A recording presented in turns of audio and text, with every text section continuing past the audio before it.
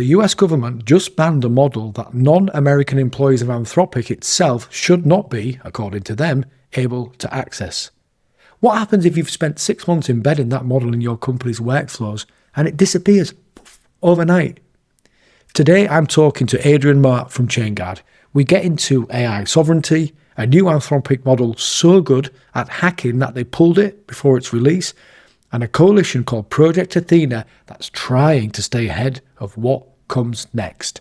I started by asking Adrian, given what's just happened to Fable, what exactly did the US government do? So there's kind of two things that are possibly getting mixed up there. There was the executive order where the US government said all AI companies need to give them the models for 30 days before they release them. And the other day, literally 2 days ago, they said you can't let anybody outside the US have access to Fable. And Anthropic had to pull the whole model. Did they have to pull the whole model because it was simply impossible to restrict it to certain parts of the world at any given moment? So. I think it even included like Anthropic employees that weren't US based. So, well, my question back to you was going to be: if the rest of the world can't use these tools because they're super powerful and can be used to attack the United States government, what about their own citizens? Are they suggesting that American citizens would not do that because of their loyalty to the present administration? I think they're thinking more of the level of corporate sabotage. Can you remember back in the 90s that there was this whole thing about exporting cryptography? And for a long time, you weren't allowed to export cryptography, and there's all these strange like rules and regulations, and people started printing stuff in T-shirts and getting classed as munitions and things like that. I have a very vague memory of that. I remember people used to embed keys, private keys inside of JPEGs and then send the JPEG as an attachment to the mum. And so people's parents were enrolled in, cyber insecurity, as it were. All right, Adrian, tell me about Project Athena, because that's the latest thing coming out. No, well, it's not just from Chainguard, is it? But it's from Chainguard and a consortium of other, I guess, concerned parties or concerned businesses. Yeah, that's exactly right. It probably is worth taking another step back. So just to say, like, we had the whole panic around Mythos, and that's kind of ongoing. So with Mythos, is it Mythos or Mythos? I need to correct this. We need to get this on the record. So I think everybody I hear says Mythos. I have had this discussion. I think it's Mythos, but Mythos makes sense as well. I don't know. We need to ask a Greek person. Yeah. Mythos. Oh, yeah, sorry, continue. We'll have to establish the pronunciation later. Please continue. So anyway, so there's this whole thing about Mythos. Anthropic withheld it because they realized it was exceptionally good at exploiting vulnerabilities. I think the key point to bear in mind is that it wasn't necessarily better at finding vulnerabilities. Like, current LLMs will still find vulnerabilities in your code. It's just that it was able to chain them together and exploit them in ways that they hadn't seen before. And yeah, that worried them enough to withdraw it from public release for a while they gave people early access in Project Glasswing. I think my question to you, Adrian, will be: do you believe them? Because there's a lot of people on the internet. The internet's always been full of mad people and probably still is. But at Container Solutions, there's a discussion happening right now, and the suggestion is that this is just PR. That Anthropic want us to believe that these models are so powerful that they can hack into any system, but actually it's a cheeky way of using the news cycle to sort of publish their products in anticipation of the IPO that's meant to happen any moment now. Yeah, well, I mean, there's a few things there. First off, I work for Chainguard, so I work for a security company. So it's probably worth taking whatever I say next with a pinch of salt, and bear that in mind. But yeah, first off, if it was purely a PR stunt, they did it remarkably well, and I really don't think they're that smart. Most Silicon Valley companies are not that smart at playing the media, as far as I'm concerned. I could be wrong, but I don't think it's purely a PR stunt. They definitely seem to be finding vulnerabilities. People that have access to the model, they seem to be pretty much panicking. So, we honestly do have serious conversations going on in the back rooms of all your enterprise companies, all your banks, and so on, because they've had access to Mythos and finding issues.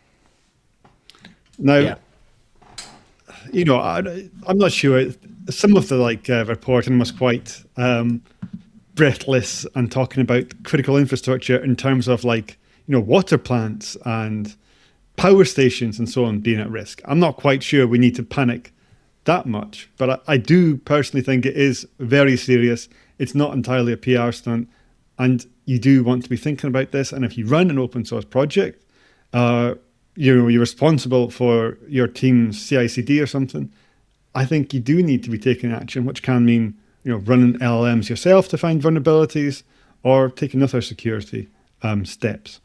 Staying in the political domain, people have been concerned for years that AI and autonomous agents could whip up, disinformation. But Donald Trump managed to get a load of people rioting with just a few tweets.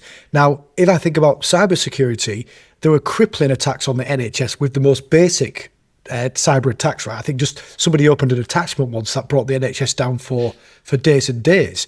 Now, that's serious. That's already serious right now. So I'm guessing if these new models can really do what you just explained, I guess it's quite important that somebody's taking this seriously, isn't it?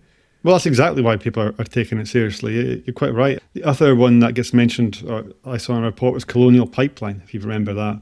So they fell to a ransomware attack, and they actually shut down fuel pipelines in the US, so people couldn't fill up at the pumps.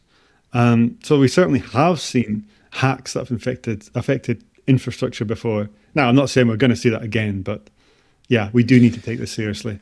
And I just realized that I didn't answer your previous questions. Where does Project Athena come in? So on the back of all the Mythos and all this, Chainguard have been working with open source and open source security for a long time. And we have started a coalition called Athena to provide a clearinghouse for vulnerabilities effectively. So the idea is all our partners, a lot of them have access to things like Mythos. They are running Mythos in open source and other projects. They're reporting those vulnerabilities to the Athena clearinghouse, and we're automatically, but we are generating fixes and mitigations as fast as possible for each of the reported vulnerabilities, as well as taking care of duplicating them, deduplicating reports, etc. And when you talk about vulnerabilities, are you talking about only container vulnerabilities or actually much broader spectrum? No. It's not, well, I mean, I guess you would include container vulnerabilities, but no, I mean everything, like open source projects, everything. And for our listeners and viewers who are tuning in right now, Adrian, what would that mean to them if they're a bank here in London or one of our old customers in the Netherlands? How can they get involved? Or how can your work with Athena benefit their day-to-day activities? Yeah, so they want to be looking at going to the Project Athena website, and you can sign up, become a member, and get early access to these fixes and so on. Is it fair to say you're doing this for the good of humanity, or you're doing this for the good of your P&L, or somewhere in between? Yeah, I think that's definitely a fair question to ask. This is kind of a critical project to undertake. We do need a solution here. We have all these vulnerabilities that are being found, and we need some way to triage and fix them. And the current system is creaking if it's still even vaguely fit for purpose. We've seen NVD is just overwhelmed and so on. So we definitely do need something, and we're putting something in place. It's not just a Chainguard product. This is a coalition of people working together. So I certainly hope that it will benefit everyone. That being said, I am quite aware that it's not free, and there is a group at the minute. Yeah, fair enough. And the reason I asked that question, Adrian, is because our listeners will be, wondering the same thing. What is this all about? Is it part of the an open source consortium, but it's presently a commercial sort of initiative, isn't it? Oh, you're getting me in trouble here. I'll have to check. I don't know. You don't have to answer. You can plead the fifth. You can plead the fifth if you like, because to be fair, Athena is brand new, isn't it? So I guess it's only just been released, so you probably need to do as much digging around and understanding how this works as the rest of us do. But okay, for now, let's say people can pop along to the website. Now, what about business continuity? This has been on the minds of the team at Container Solutions, all of our customers, because back in the day, I don't know if you remember when we first took our big toe into the world of cloud, and lots of businesses said, "Oh, we'll never use AWS because what if the American government were to?" And people used to say, "Oh, you've been paranoid. That would never happen." Well, presently, what would happen if a model that you've been using and it's embedded into your workflows for 6 months, 12 months, even longer, and the US government say, "Bang, you can no longer use that model"? Do you think that's a realistic possibility, and how should companies mitigate for that? Yeah, I think it's a definite possibility. I think we just saw it. Right. I'd actually go even further than that. I don't know if I was reading this article on sanctions. So if you become an individual that's sanctioned, and there was somebody working on like the war crimes against Israel, I believe, and they were sanctioned by the US on a personal level. They could no longer have a credit card because Visa and MasterCard are American companies. So you're cut off from a lot of banking, your email, etc. It's amazing the number of things that get cut off. And if you're a company, okay, it might not be that drastic, but you certainly need to be thinking, well, what could happen and what is feasible and what do we need to have backups for? So I think sovereignty is going to be an enormous thing. And I think we'll also see like the EU, the UK, and so on pushing for like our own data centers and our own cloud infrastructure and essential support and services so that we're not entirely dependent on one country. So you and I have been friends for years. We've always talked about politics, over drinks or lunch, whatever. I've been a little bit more vocal in what I think is the relationship between technology and politics. And this has never made me popular. Whenever I talk about something sensitive, I lose viewers, I lose subscribers. I feel my board of directors at Container Solutions, what's he going to say next? And right now I'm a bit like, I feel like saying, no, I told you so. Technology and politics are almost inseparable. And I'm sat here thinking, does anybody want to not talk about geopolitics now? Because right now, what's happening in the United States is affecting the day-to-day work of normal cloud engineers and normal computer programmers, right here in the UK and, of course, back in the US as well. And I suppose I wanted to ask, what do you make of that? Is that something that has been spoken about in Chainguard? Am I finally vindicated? Am I finally been able to land my point after 25 years of trying?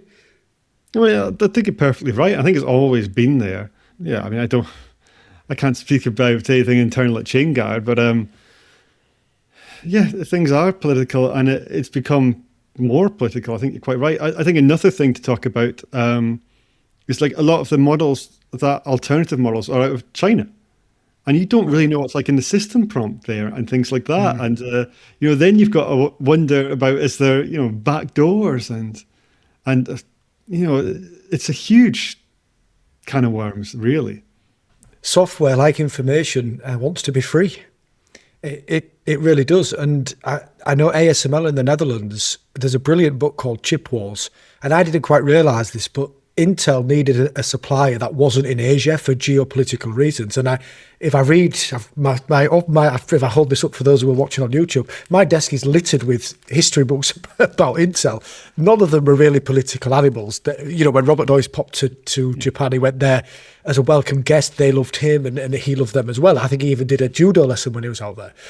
But, one way or another, ASML was positioned in the Netherlands and in Europe because it was a friendly place, but it was key to the supply chain for Intel. And Ronald Reagan's government pushed for that. And I do think that in technology, we'd all rather forget about that or not have to deal with that. And we love to talk about ARPA and the fact that they invented the internet, but they also invented Agent Orange. I don't know if you knew that. And that's part of the history that they don't want to talk about and none of us want to talk about. So I feel we're in this funny situation now where to not talk about politics is a bit disingenuous, but at the same time, we're all a bit scared. We don't want to offend anybody. We don't want to give away internal discussions. And it feels like a bit of a minefield right now. Yeah, I can only agree. I don't think I've much to add. I mean, it has, like you said, always been like that. Sometimes we stick our head in the sand. You got to wonder about where our clothes come from, where the stuff that goes in your phones, how they're all made. And yeah, there's a lot of difficult things going on. I always say that I started programming computers because I didn't want to think about these things. Yeah. Yeah. And here we are all these years later. Unfortunately, these things have thrust upon us. Okay, Adrian, parting words. This is a strange time. I always ask my guests, What would be your advice? Because I don't know if you know this, I don't know if anybody's told you yet. You're presently an elder statesman of the cloud world, right? Like grey in my beard, is that what we're talking about? There's a bit of grey in your beard. What would you say to people who are just entering our industry, potentially trying to work out what comes next, if they've even got a job with all this generative AI? What would your parting words be to them in terms of advice? Yeah, that's a good question, especially at this exact point in time, because I don't know what comes next. What I would say is you definitely do need to be aware of AI. The other thing I would say is, follow what you're interested in. Like, look at what's happening at the minute, try and figure out something that's interested, and just like kind of go deep on it. And hopefully that will lead somewhere interesting with a future to it. I guess that's roughly what I did, and maybe you did to some extent as well. Well, yeah, I really can't predict the future. I would say there is a strong argument that we'll need more software developers, or maybe software architects might be a better term in the future. But it's a strong argument we'll need more, not less people to deal with all the code that the AI is producing.